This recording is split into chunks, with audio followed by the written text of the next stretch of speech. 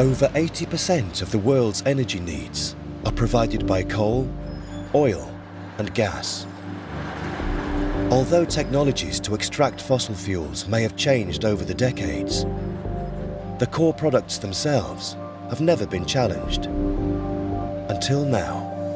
A lot of people question whether a large dinosaur of an oil and gas company can really compete in such a new high-tech environment. Pressure to reduce carbon emissions is putting the future of fossil fuel giants in jeopardy, encouraging the growth of alternative methods to generate and distribute power. We are not just dairy farmer here, we are energy farmers as well. Every private person can produce his own energy. In just 8 years, the value of the world's biggest power companies has halved, leaving industry giants scrambling to redefine their role in this new energy world.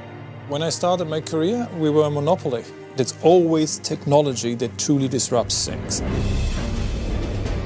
Across the world, old industries are facing disruption on an unprecedented scale. People are not taking our taxis.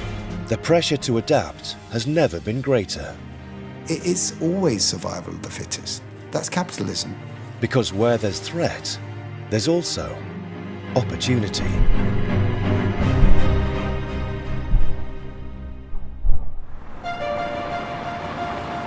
December 2015, the Paris Climate Conference. For the first time ever, 195 countries agreed to a legally binding climate deal to reduce carbon emissions. I think everyone in the oil and gas industry agrees that it's going to be a different future.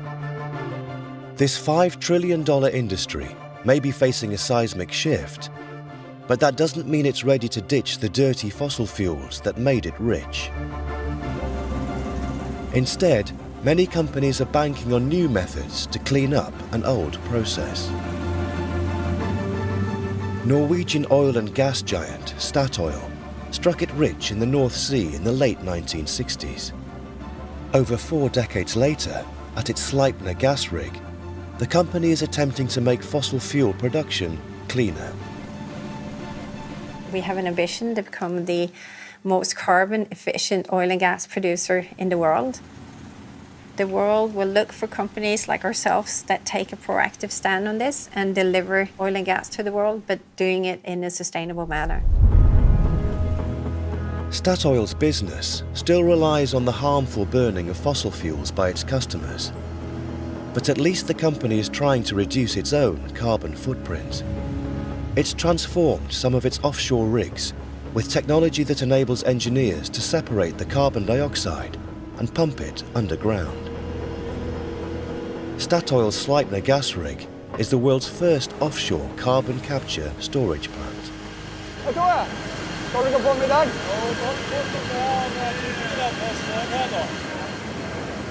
At Sleipner, we have a lot of CO2 in our gas.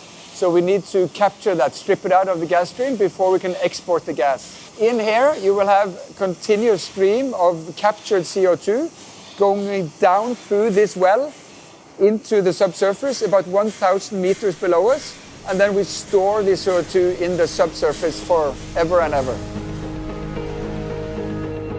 Each year, Statoil stores 1 million tons of CO2, making extraction less carbon intensive. They believe that prioritizing gas over more harmful fossil fuels will further reduce global warming and keep them relevant for decades to come. One of the advantages with gas is that it's very abundant, it's very reliable, and it's very flexible. You can turn the gas stream on and off, so you can regulate your gas flow very, very easily. Gas may be reliable, but fossil fuels will always mean carbon emissions. Wind and solar are cleaner, but depend on subsidies. To take on the consistency of fossil fuels, they face a huge challenge: the unpredictable weather. In Bavaria, a tiny village has used those subsidies to take up the challenge. This community believes it's found a way to produce a steady energy supply just from renewable sources, raising the real prospect of a future free from fossil fuels. We have not just dairy milk, we have as well energy farming. And here you can see part of our solar panels. We have several points where we catch the sun and make energy. Norbert and Christina Bechteller's family farm has been providing the local community with dairy products for over 200 years. But they now have a new income from solar energy. Ein wichtiger Teil ist mittlerweile auch unsere Photovoltaikanlage. Der Strom, den wir auf den Dächern produzieren und selber nicht brauchen, wird in der Region verbraucht. Producing your own energy with solar panels isn't revolutionary. But in this village, they're combining solar with other renewables in an attempt to achieve the holy grail of a steady energy supply.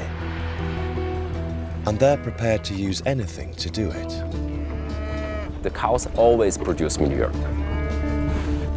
Deputy Mayor Gunther Mörgele has helped drive the village's pioneering efforts to make renewable energy a realistic option.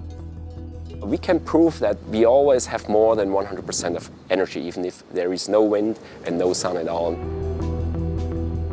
There's one renewable that never disappears, as it can be sourced from the decay of virtually any organic matter. It's called biogas. Of the 4 biogas plants in the village, Farmer Einseidler runs the largest. Zwiebel haben wir schon gehabt, Kartoffel. Zwiebel auch schon? Also Zwiebel habe ich nicht gesehen, aber sonst haben wir schon ziemlich alle. Ja. Ist Biogas eine wunderbare Geschichte. Oder man misst sonst irgendwie Komposter und Vernichter. Ja. Und sonst ist es noch genutzt.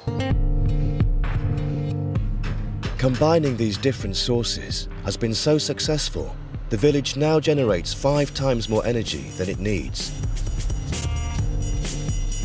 But that's just part of the challenge of turning renewables into a credible energy supply. It's not only about renewable energy generation, it's also about power saving and energy saving. In order to be able to use wind and solar power literally around the clock, storage is absolutely key. Within this community, one young company has developed a home battery system that enables the villagers to store the excess solar energy they produce for later use. We are the first to offer storage systems for the residential market in the world, and obviously storage helps customers to use solar power regardless if the sun is shining or not. The technology behind this battery system also holds the key to a much bigger prize for the villagers, supplying energy to each other. Our battery systems are online and we can recognize in real time who is currently feeding power into the grid and who still needs power from the grid. And an amazing result is that you have both customers who have excess power and customers who need power from the grid. And our general idea was let them share their power between each other and get rid of stinky coal plants and nuclear power stations. Our customers can literally replace the traditional utilities 100% and go independent. Norbert and Christina supply 50 neighbouring households with the energy they generate. Für die Haushalte ist es das Schöne, dass sie auch wissen, wo der Strom produziert wird und nicht von großen Konzernen oder weit entfernten Firmen bezogen werden muss. Where this community has led, many others have now followed. There are now almost 1,000 energy cooperatives around Germany. It's a major challenge for the country's big 4 utilities. In 8 years, the biggest, E.ON, has seen its share price fall by over 3/4. When I started my career, we were a monopoly. Technology has tremendously changed. Renewables are getting cheaper and cheaper. Customer behaviors is changing tremendously. And society, with climate change and other issues, has total different expectations to the industry. So the industry was shaken up at its fundament, and it's a total different industry from the 27 years ago when I started. E.ON's income from fossil fuels has fallen by more than a third since 2008. The company recently made a drastic decision. to fully commit to the renewable revolution. E.ON has taken a very brave step. We broke the company, I would say, in two.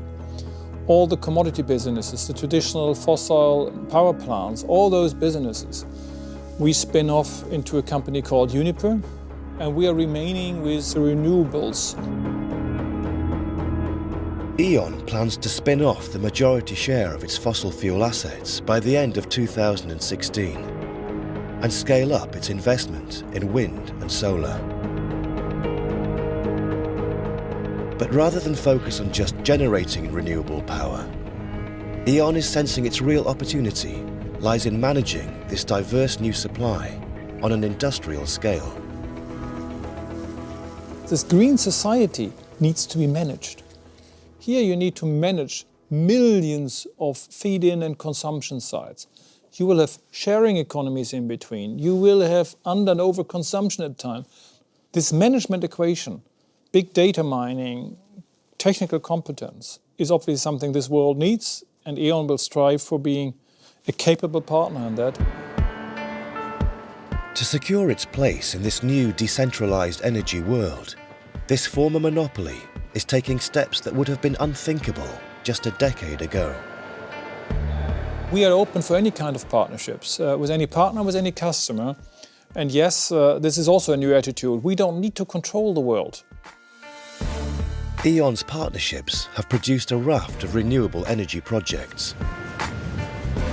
At the Arkona wind farm in the Baltic Sea, their investment partner is a surprising newcomer to the alternative energy industry, Norwegian oil and gas giant Statoil. Altogether, it's 1.2 billion euros. We're taking 50% of that.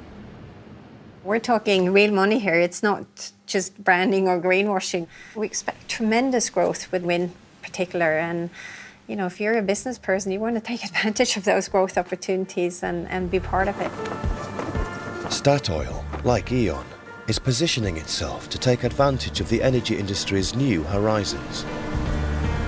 The company's next project draws on 4 decades of offshore experience to steal a march on far newer rivals. It's always exciting. It's the first floating full-scale windmill in the world. Even if it's very windy, it looks like it's still, but it's actually floating. The world's biggest offshore operator has developed a floating turbine that can be mass-produced cheaper and quicker than existing static windmills.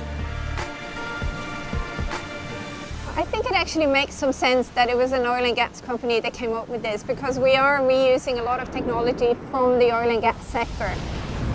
We're using platform technology. It's ballasted, it doesn't have any legs. The special software allows the blades to move in certain direction, which optimizes the wind production, but it also makes the tower stand still. Statoil's first floating wind farm is scheduled to be delivered to a site off the east coast of Scotland by 2017. I think this is the future. It's the future of wind, at least. You can have them anywhere in the world, anywhere in any kind of sea. So this allows us to move further from shore, get better wind, and produce cheaper electricity. Other fossil fuel giants, including Shell, Exxon, and Total, are also starting to hedge their bets with a range of investments in biofuel, batteries, solar, and wind. It might seem like a surprising move, but by embracing these alternative technologies now, forward-thinking oil and gas companies might just be able to withstand the disruption caused by the renewable revolution.